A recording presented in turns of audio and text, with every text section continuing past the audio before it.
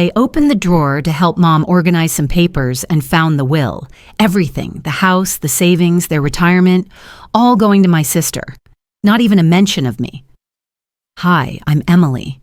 I spent years supporting my parents, emotionally, financially, thinking I mattered. Turns out I was just the backup plan they never intended to thank. What would you do if your family erased you on paper but still expected you to keep showing up? Let me know in the comments. Have you ever felt like the invisible one in your own family? I didn't expect much when I flew home for Thanksgiving. A few polite hugs, too much food, and maybe a family photo that would go up on Facebook with a caption like, "Grateful for moments like these." What I didn't expect was the hollow feeling that came from sitting at a table where I no longer quite belonged. It had been 3 years since I'd spent Thanksgiving in Columbus. Work, distance, or just needing space had been my usual excuses. But this year, something tugged me back. Maybe guilt. Maybe a sense of obligation that wouldn't die, no matter how far away Austin felt. The weather greeted me with a chilly drizzle, the kind that seeps in through your coat no matter how tightly it's zipped. Trees stood bare along the sidewalks, their skeleton branches swaying gently above piles of wet leaves. As I pulled into the familiar driveway, a wreath hung on the door. Fake pine with red ribbon, same one Mom always reused. The porch light flickered once when I rang the bell. Sarah opened the door. Her hair was curled, makeup soft and flawless, sweater cream-colored and perfectly fitted. She looked like a page from a seasonal lifestyle catalog. "You made it," she said, leaning in for a quick, practiced hug. "Yeah," I smiled, shifting the Trader Joe's bag in my arm. "Wine and pumpkin pie, classic combo." She held the door wider and stepped back. "Come in, Mom's been timing the turkey like it's a science experiment." Inside smelled like tradition. Roast turkey, cinnamon rolls, and something buttery in the oven. The warmth hit my face, and for a second I felt 12 again. Then I caught sight of Dad in his recliner, already halfway into a beer, and Mom bustling in the kitchen, wearing her cranberry apron and humming along to the radio. She turned when she saw me. "Emily!" Her voice lifted, arms already out. "Look at you, still so thin. Do you eat enough?" "Mostly coffee and bagels," I shrugged. "It works." Her hug was firm, motherly. But as soon as she pulled back, she scanned behind me just to check. No boyfriend, no ring. I almost wanted to apologize for arriving solo. We gathered around the table just after 3. Dad carved the turkey like it was a weekly routine. Sarah passed around her green bean casserole, homemade, of course, and the kids launched into stories about school and sports, while Mom nodded like everything they said was groundbreaking. "You know," Mom said mid-bite, "Sarah got promoted again. Her boss says she could be regional by spring." "Wow," I said. "Congrats." Sarah offered a modest shrug, dabbing her mouth with a napkin. "It's nothing. Just a little title change." "And the boys," Dad added, nodding at Sarah's kids, "they're really growing into themselves, good heads on their shoulders." "I'm sure they'll turn out just like their mom," Mom said with a soft laugh. I sipped my wine. No one asked about my job. No one remembered I'd helped Mom with rent last February, or that I mailed groceries during Dad's surgery recovery. I was just there, well-dressed, polite, and irrelevant. After dessert, while everyone migrated to the living room for football and pie, I stayed behind to clean. It was quiet, just the hum of the dishwasher and the patter of rain on the kitchen window. I liked this part. The solitude, the order. Dishes, unlike people, made sense. As I reached for a dish towel, a folder sticking out of the side drawer caught my eye. I wasn't snooping. It was practically falling out.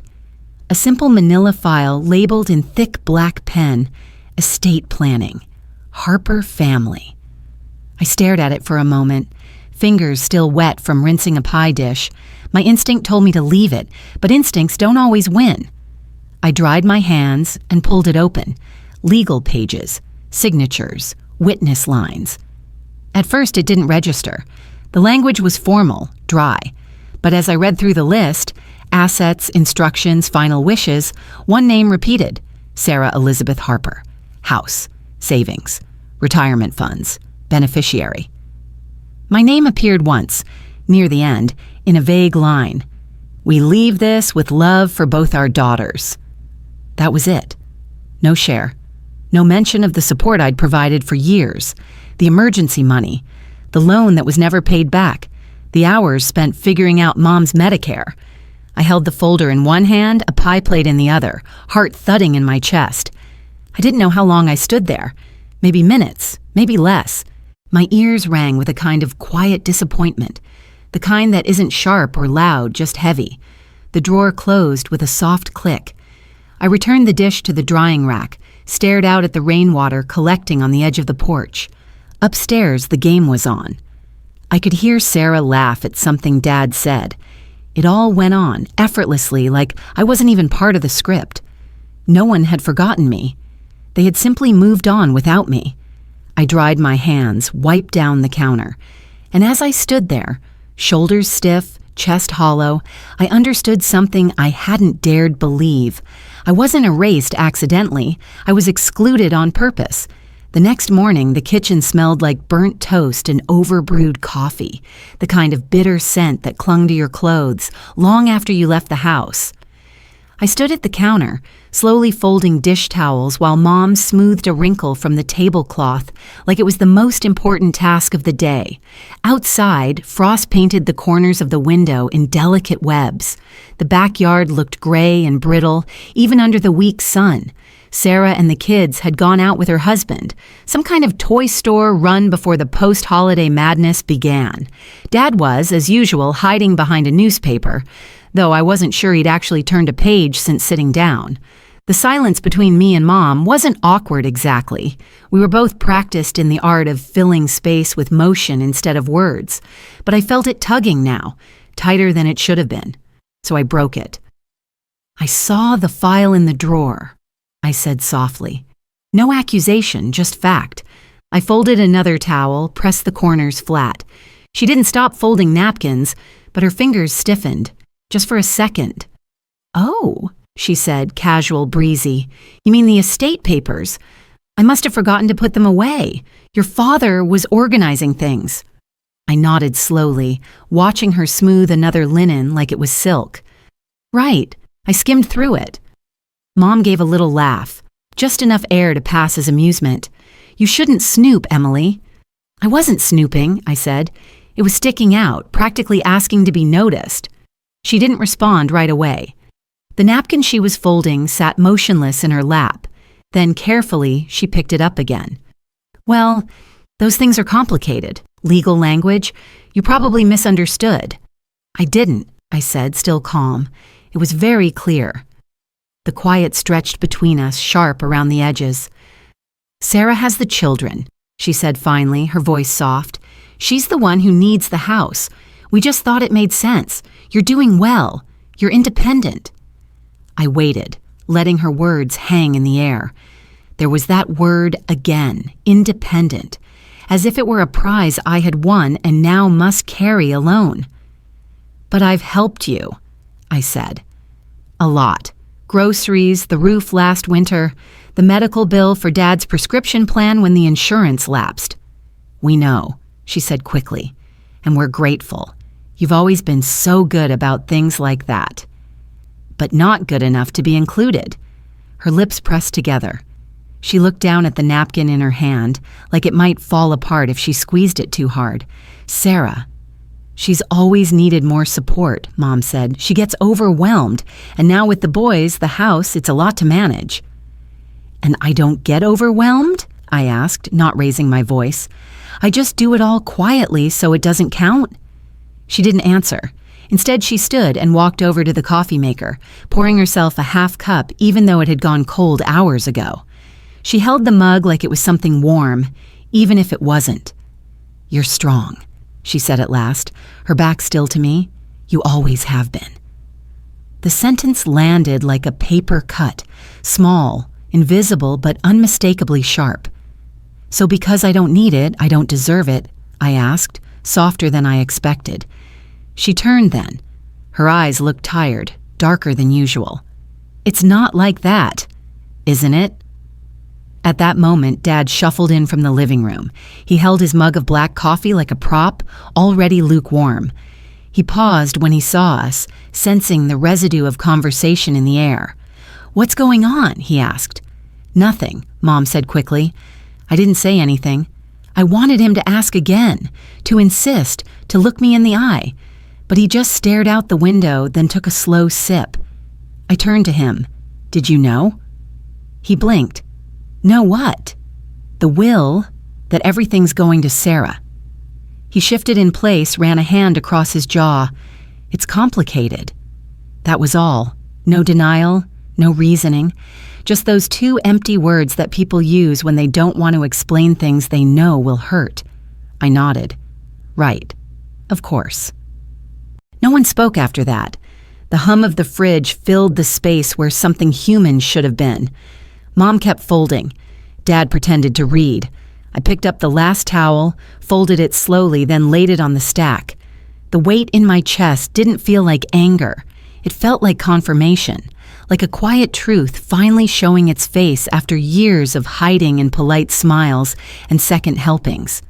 I walked out of the kitchen with the folded linens pressed against my chest, not for warmth, but as something to hold on to. Behind me, no one called my name. No one asked where I was going, just the soft clink of ceramic and the rustle of newspaper pages that weren't being read. The house had never been so quiet. The first Monday back in Austin after Thanksgiving, the city was unusually bright and brisk. I stepped into my apartment and was immediately greeted by silence and a half-wilted plant. I forgot to water. The air smelled faintly of coffee and lemon cleaning spray. I'd tidied before the trip as if I knew I'd come back needing order. The quiet felt good, solid like mine. I set my carry-on down by the front door and glanced at my phone, already buzzing with notifications. 5 unread messages, 3 of which were from family. I didn't open them, not yet. The next morning, I woke to the light flooding in from the window and the low hum of a city already moving. I poured myself some over-steeped black tea and opened my laptop to check work emails. But I barely made it past the 3rd subject line when my phone buzzed again. David Harper. Electric bills overdue. Can you cover it? No. Hi, no. Hope your flight was good. Just business. A familiar rhythm. For years, this had been our pattern. They'd need something. I'd send it. No questions, no conditions. Even when I had to budget tightly. Even when it meant skipping something for myself. I scrolled back a few months and found the last Venmo transfer. $500 for the garage door repair. No one had even mentioned it at Thanksgiving. Not a word. Not even the thumbs-up emoji Dad once sent in place of a thank you. A second notification popped up. Venmo request from Linda Harper. $300, no caption, no explanation, just silence in digital form. I stared at the screen for a long minute. Then I clicked the app open and left it there, just blinking at me. Blue, cold, expectant. At work, I tried to settle into things. End-of-year reports, holiday party prep, staff meetings full of small talk. My coworker Tara sat beside me in our open layout office, humming lightly to a playlist of jazz and indie folk. At one point, she leaned over. "Hey, how was Thanksgiving?" she asked. I gave a one-shoulder shrug. Predictable. You know how family is. She chuckled. I stopped going back for mine years ago. Group chats and guilt trips are enough. We shared a glance of mutual understanding. Then we went back to typing. But I couldn't shake the buzz in my pocket. Every time my phone lit up, it was another reminder, another pull toward a dynamic I was trying to walk away from. That afternoon, just before I logged off, another message came through. Sarah Harper. You've always been the responsible one. Don't start changing now. I almost laughed out loud at the audacity. I didn't respond. I let the screen go dark. At home, I kicked off my shoes, sat down with leftovers from the freezer, and finally made a choice. I declined the Venmo request. It felt like a small act of revolution, quiet, clean, final. I placed my phone face down on the kitchen counter and walked away. But it didn't stay silent for long. The ringtone was old and familiar. Mom's custom tone I hadn't bothered to change in years. It rang twice, then 3 times. I let it go to voicemail. Then it rang again. I picked up. Emily. Mom's voice came through, already heavy with concern. We need your help. It's not a lot, just until the end of the month. You know how things pile up. You've always been the one who understands. I didn't interrupt. I let her keep going. Your father isn't working as much since the winter slowdown, she continued, and the utilities are just higher than usual. Mom, I said finally, cutting in gently but firmly, I know what this is. I also know what you decided. You made your choice. Now I'm making mine. Silence on the line, the kind that says more than words. Don't be like this, she said, her tone shifting, sharper now. We didn't mean to hurt you. This is just how life works. Sarah needs it more. You've always been strong. That phrase again, strong. I closed my eyes. Being strong doesn't mean I don't feel hurt, Mom. She sighed. So this is about the will? No, I said, calm as ever. This is about respect, and I'm finally realizing that mine has a limit. I ended the call before she could say anything else. Not angrily, just enough. I didn't turn my phone off, but I put it in the drawer, out of sight, out of reach. Instead, I sat down with a pen and a notepad. I listed bills. My own. Rent, groceries, therapy, student loans, things I covered every month without expecting someone else to step in. It wasn't about money, not really. It was about being expected to give and never considered when it came time to receive. Later that night, as I folded laundry, the screen of my phone lit up again. One new message. Sarah Harper, you've changed. We don't even recognize you anymore. I read it twice, then set the phone down without replying. It wasn't that I'd changed. It was that, for the first time, I wasn't letting them mold me back, and maybe that was the real shift they couldn't recognize. I was halfway through pouring cold brew into a mason jar when my phone rang. I almost didn't answer. It was Saturday, and I'd promised myself a slow morning, one that didn't involve thinking about them. But the caller ID read Building Manager, and something in my chest went tight. Ms. Harper? Her voice came through soft but uneasy. Your parents are downstairs. They say it's urgent. I blinked. My parents? Yes, and a woman who says she's your sister. They're in the lobby now. Should I buzz them up? No. The word came faster than I meant. Don't let them in. I'll come down. I ended the call and stood still for a beat, jar in hand, watching the coffee swirl before setting it down on the counter. I had told them weeks ago, don't come to my place. Please. I guess please didn't carry enough weight anymore. I threw on a sweater, shoved my hair into a low bun, and grabbed my keys. The elevator ride down felt too smooth, too slow. Like time had flattened, giving me space to imagine every version of the conversation that might unfold. None of them ended well. When the elevator doors opened, there they were. Sarah stood front and center in her perfectly tailored wool coat and suede boots, arms crossed like she was about to conduct a meeting. Linda, Mom, clutched a canvas tote bag stuffed with papers and plastic folders, her eyes already red-rimmed. David, my father, hovered behind them, hands in the pockets of his jacket, his shoulders slumped under some invisible weight. I didn't move past the threshold. Sarah was the first to speak. We just want to talk, that's all. I told you not to come here, I said, voice low. And we heard you, she replied. But this couldn't wait. It always waits, I said, until you want something. Linda stepped forward, reaching into her tote. It's about the property taxes, honey. They're due next week. I stared at the folder she held out like a peace offering. I didn't take it. David added quietly, we're short this quarter. Just a couple of months, then things level out. Sarah's voice sharpened. You've helped before. We didn't think you'd suddenly... Stop? I finished for her. You didn't think I'd stop. There was silence, the kind that buzzed. Linda's voice softened to a plea. We're trying to keep the house. It's not just for us. It's for the boys, too. You know how much they love visiting." I let the words hang there, watching them all. "You drove 10 hours to stand in a lobby and ask for money," I said finally. Sarah raised her chin. "We drove 10 hours because you won't answer your phone, because you've decided we're not your family anymore." "That's not true." "Isn't it?" she asked, voice rising just slightly. "You stopped answering, stopped helping. What else are we supposed to think?" "You're supposed to think I'm a person," I said quietly.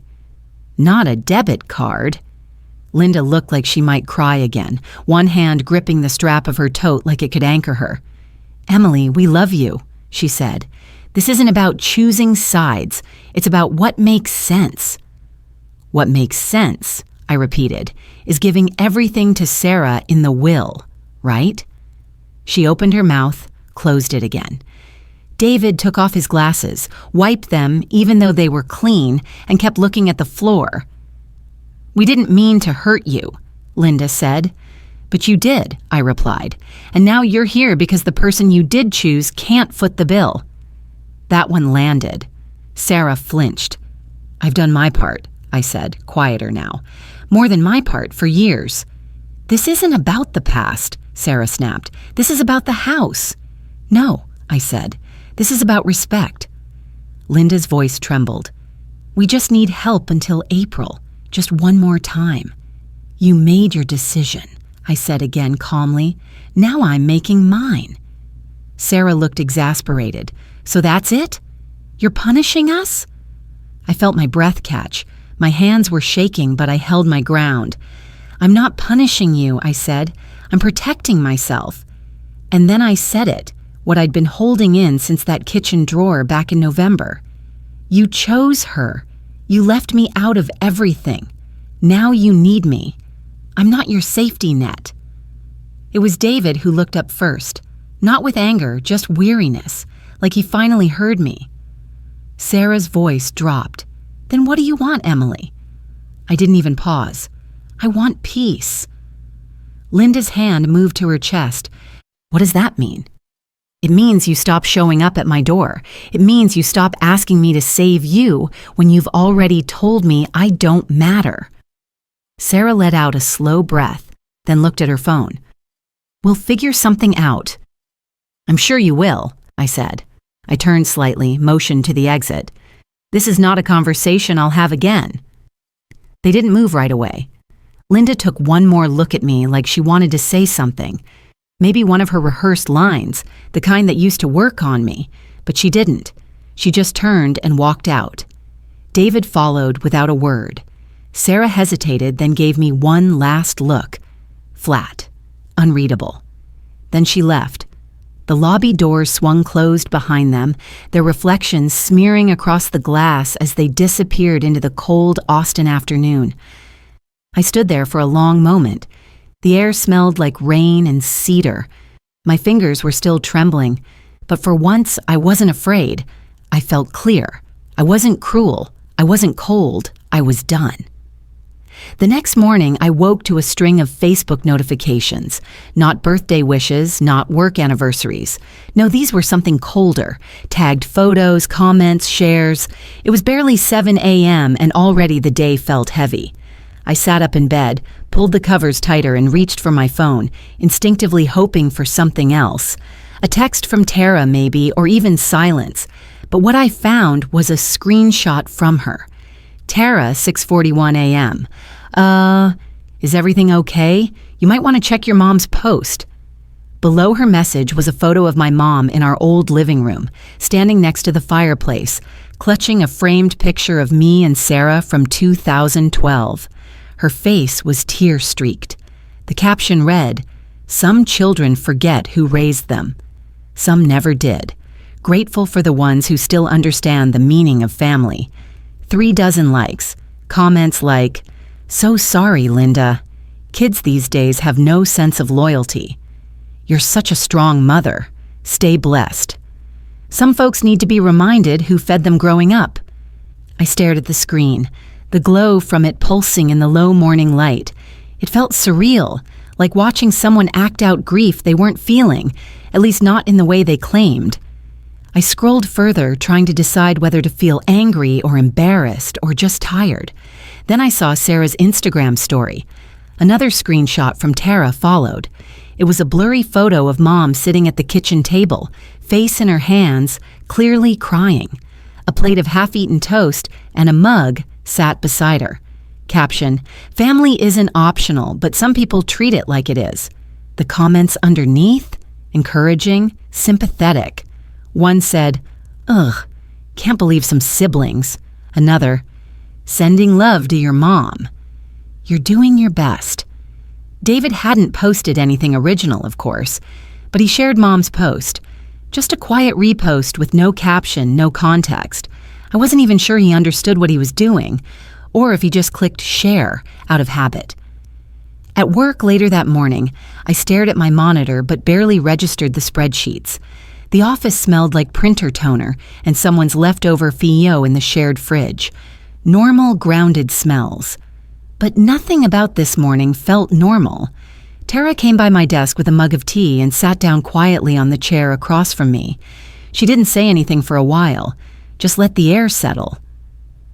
"Do you want to talk about it?" she asked eventually. I shook my head. Maybe. Just not yet. She gave a soft nod and placed the tea in front of me. Mint and honey for emotional inflammation. I let out a breath that was almost a laugh. "Thanks." She didn't press, just stood and gave my shoulder a gentle pat before heading back to her desk. I stared at the tea for a while, then turned back to the screen. Something itched inside me. It wasn't about defending myself. Not really. It wasn't even about the money anymore. It was about being turned into the villain in a story where all I had done was stop bending, where all I had done was step out of the role they'd written for me. So I opened Facebook. I clicked Create Post, and I wrote. I didn't walk away from my family. I walked away from a role I was never asked if I wanted. For years, I've helped, quietly, financially, emotionally, because that's what strong daughters are supposed to do. But strength doesn't mean silence. I didn't abandon anyone. I simply said, enough. When you are treated like the fallback plan, the reliable one, the helper, but never the one to be considered or cared for in return, it changes you. It makes you question where love ends and expectation begins. I love my family. That hasn't changed. But love without boundaries isn't healthy. It's heavy. It's exhausting. This is not a cry for attention. It's a quiet explanation.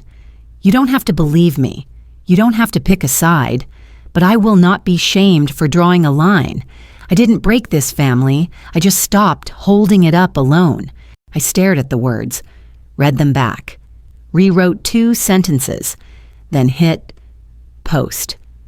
For a long moment, nothing happened. Just the usual silence of the internet before it wakes up. I closed the tab and tried to return to my work, eyes scanning rows of numbers I couldn't make sense of. An hour later, the first likes came in, then a share, then comments. Some were neutral, some supportive.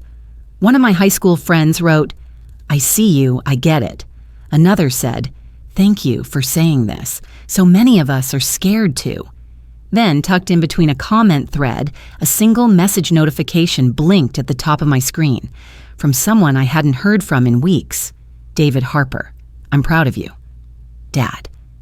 I stared at it. For a second, I thought it might be a mistake, or sarcasm, or maybe he meant to send it to Sarah. I reread it twice. No typos, no emojis, no second follow-up, just that. I didn't know if it was really him, but part of me wanted to believe it was. I didn't slam a door, I didn't yell, I didn't even say goodbye.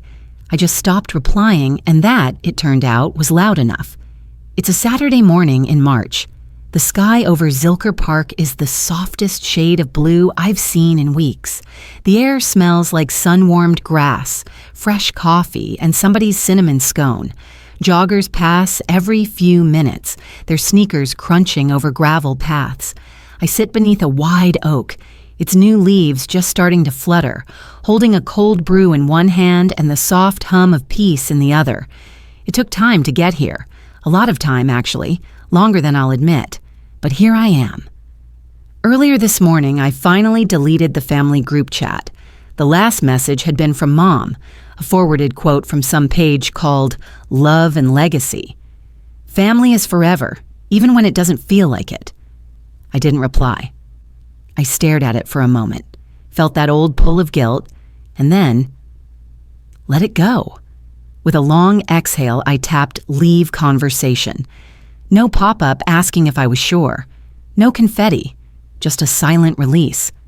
My phone felt lighter in my hand after that. An hour later, Sarah's name appeared in my inbox, just her name. No subject. I clicked it. The email was 4 sentences long. I hope this was worth it. You've hurt a lot of people. Just know you'll regret this someday. Maybe not now, but you will. No greeting, no name at the end. Just that. I read it twice, then blocked the address. Not in anger, just clarity. I wasn't going to let their pain keep leaking into my peace. I had sealed enough emotional leaks for a lifetime. It was only 9:17 a.m. when Tara texted. Tara, farmer's market near the park today. Book club people are gathering. Come eat something weird with me? I smiled at my screen. No guilt in the invitation, no weight, just a normal friend asking a normal thing. Me. I'll be there. I tucked my phone into my bag and brought my journal out instead. The same one I had carried for years, through layovers and holiday dinners and the kind of fights you carry for decades. Its leather cover was worn now, soft around the edges, like it had been held through a lot. I flipped to the last blank page. The words came easier than I expected. This was never about the money. It was about mattering. I stopped, let the breeze dry the ink. Then I added, I mattered, even when they couldn't see it. I do now. The sounds of the park rose and fell around me. Kids laughing, dogs barking, someone's phone playing a classic rock tune I couldn't place. The world didn't pause for my peace. It kept turning. But for the first time, I didn't feel left behind by it. I closed the journal and held it in my lap. It wasn't a dramatic ending, just a full stop at the end of a long, unpunctuated sentence. I sat for a while, watching the light shift through the trees. One of the joggers stopped to tie a shoe near the bench across from me. A woman walked by with sunflowers wrapped in butcher paper, humming along to her AirPods. Everything felt ordinary, unremarkable. And that was what made it so beautiful.